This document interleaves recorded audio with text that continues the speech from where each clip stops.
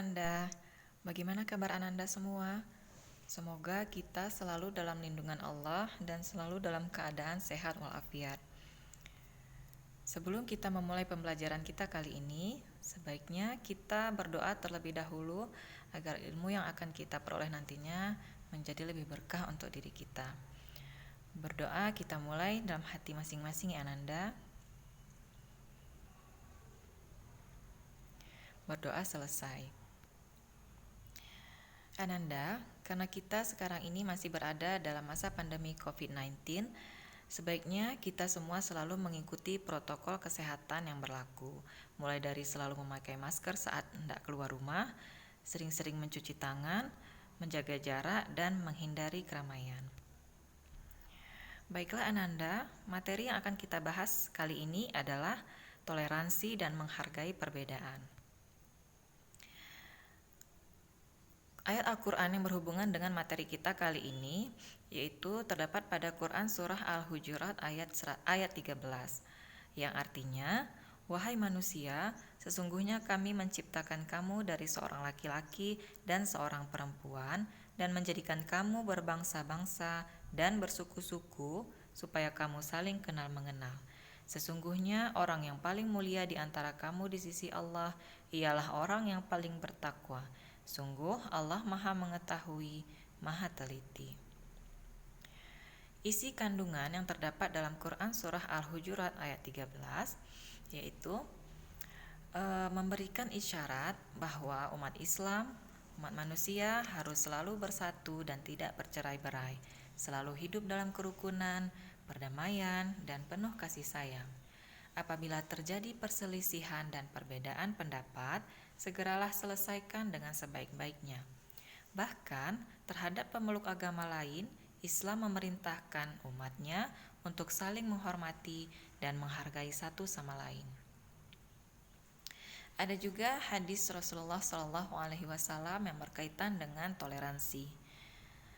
Berikut hadisnya yang artinya, dari Anas radhiyallahu anhu dari Nabi SAW bersabda, "Demi Allah yang jiwaku berada di dalam kekuasaannya, tidaklah beriman seorang hamba sehingga dia mencintai tetangganya atau perkataan lain saudaranya sebagaimana dia mencintai dirinya sendiri." Kemudian Ananda, pengertian dari toleransi dan menghargai perbedaan. Kata toleransi ini berasal dari bahasa Inggris yaitu tolerance yang artinya berlapang dada. Dalam bahasa Arab disebut tasamuh yang artinya tenggang rasa. Secara istilah, toleransi dapat diartikan sikap saling menghormati, menghargai antar sesama manusia dalam kehidupan bermasyarakat. Hikmah dari toleransi yaitu yang pertama, menumbuhkan sikap mau menghormati kepada sesama. Kemudian yang kedua, menciptakan ketentraman dan ketenangan dalam kehidupan bermasyarakat. Yang ketiga, menjauhkan seseorang atau sekelompok orang dari sifat atau sikap sombong dan superiority atau merasa paling hebat. Kemudian, menumbuhkan rasa persatuan dan kesatuan bangsa dan melahirkan keharmonisan dalam kehidupan bermasyarakat dan bernegara. Kemudian, implementasi toleransi di sekolah dan di masyarakat. Yang pertama ini Ananda, kita setelah mempelajari tentang toleransi pada materi kali ini, maka sebaiknya kemudian kita menerapkannya di dalam kehidupan kita, baik di lingkungan sekolah maupun di lingkungan masyarakat. Jadi untuk di lingkungan sekolah ini Ananda, kita semua harus menyadari bahwa kita ini belajar di sekolah pasti berasal dari berbagai macam kalangan dan latar belakang keluarga. Oleh karena itu Ananda, karena adanya perbedaan ini, baik perbedaan budaya, ras, maupun ekonomi, dengan adanya perbedaan seperti ini, kita semua dituntut untuk bersikap toleransi. Artinya, kita harus bisa saling menghormati dan menghargai, sehingga kita semua bisa bersahabat dengan harmonis dan nyaman. Jadi contohnya misalnya Ananda, ketika misalnya Ananda sedang mengadakan diskusi dengan teman-teman tentang suatu materi. Kemudian ketika sedang berdiskusi, biasanya pasti ada perbedaan pendapat antara satu siswa dengan siswa lainnya. Jadi perbedaan pendapat tersebut harus kita hormati dan harus kita hargai. Jangan pernah menganggap bahwa pendapat kita adalah yang paling hebat dan yang paling sempurna. Kemudian di lingkungan masyarakat toleransinya itu misalnya ketika kita tinggal di sebuah kampung atau sebuah desa, pasti kita akan mengenal beberapa jenis organisasi remaja atau pemuda.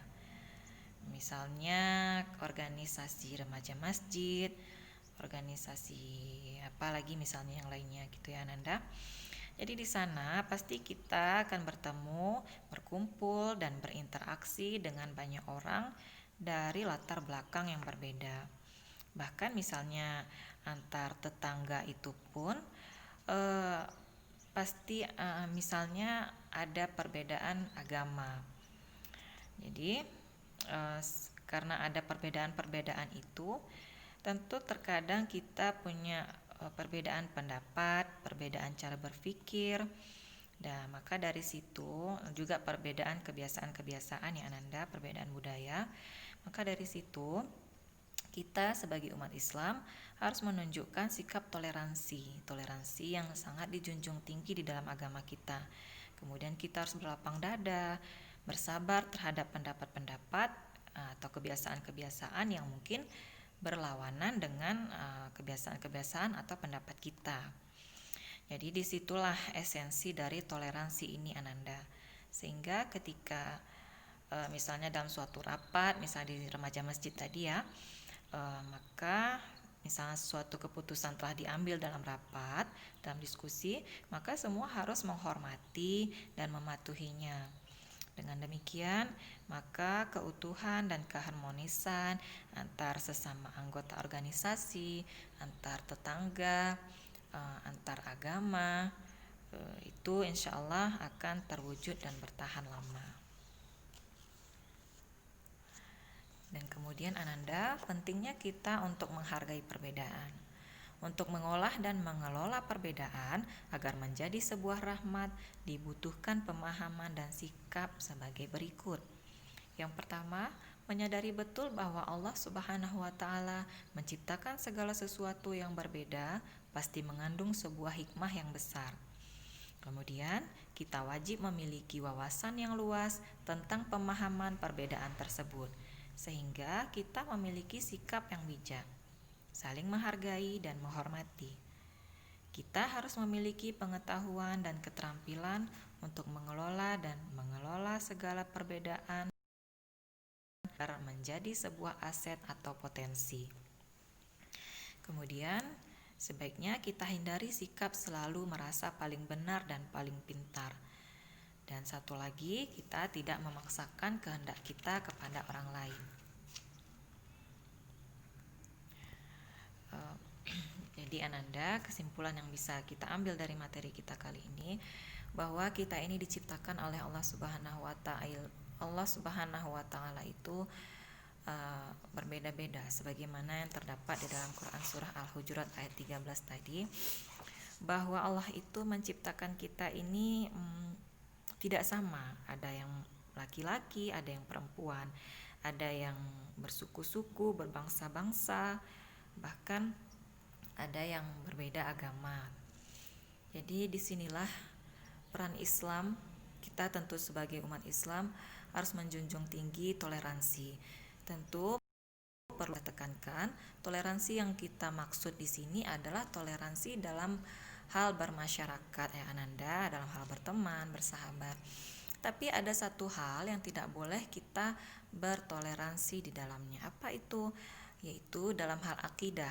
Sebagaimana di dalam surah Quran surah Al-Kafirun ayat terakhir, A'udzubillahi minasyaitonirrajim, Bismillahirrahmanirrahim, yang ayat terakhirnya yaitu lakum dinukum waliyadin, yang artinya agamamu untukmu dan agamaku untukku. Itu artinya Ananda, Allah dan juga Rasulnya sangat memerintahkan kita untuk saling menghormati, saling menghargai, bertoleransi kepada sesama manusia. Namun dalam hal agama, dalam hal akidah, dalam hal keyakinan, kita tidak boleh kita tidak boleh bertoleransi. Maksudnya Ananda, misalnya kita ini umat Islam dan kemudian kita punya sahabat misalnya orang yang berbeda agama dari kita. Jadi saat mereka sedang merayakan hari besarnya, maka sebaiknya kita tidak boleh ikut-ikutan merayakan hari besarnya itu, karena itu sama dengan kita juga mengakui bahwa agama mereka itu adalah benar. Jadi Ananda perlu hati-hati dalam hal ini. Jadi tidak semua hal bisa kita bertoleransi Ananda, khususnya jika kita berbeda agama. Dan dalam hal ibadah juga kita tidak boleh ikut-ikutan ibadah mereka begitu. Dan kebiasaan-kebiasaan mereka yang memiliki unsur keagamaan juga sebaiknya tidak kita ikuti. Begitu ya Ananda. Kemudian ada suatu kisah teladan yang itu temanya tentang dilarang mencela binatang apalagi manusia. Jadi Ananda, Malik bin Dinar berkata, suatu ketika Nabi Isa alaihissalam berjalan bersama-sama dengan para muridnya. Di tengah perjalanan, mereka melewati bangkai seekor anjing. Lalu para muridnya berkata, betapa busuknya bau bangkai itu.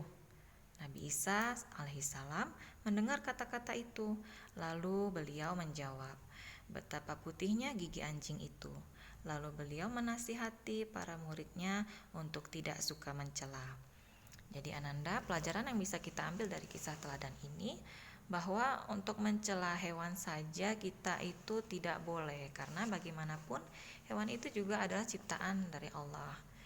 Apalagi mencela manusia sangat dilarang. Begitu ya Ananda. Baiklah, sekian materi yang Ustazah sampaikan kali ini. Jika ada Ananda yang ingin berdiskusi, ingin bertanya, bahkan ingin memberikan pendapatnya, Ustazah persilakan untuk langsung menghubungi Ustazah secara pribadi ya Ananda. Terima kasih. Wassalamualaikum warahmatullahi wabarakatuh.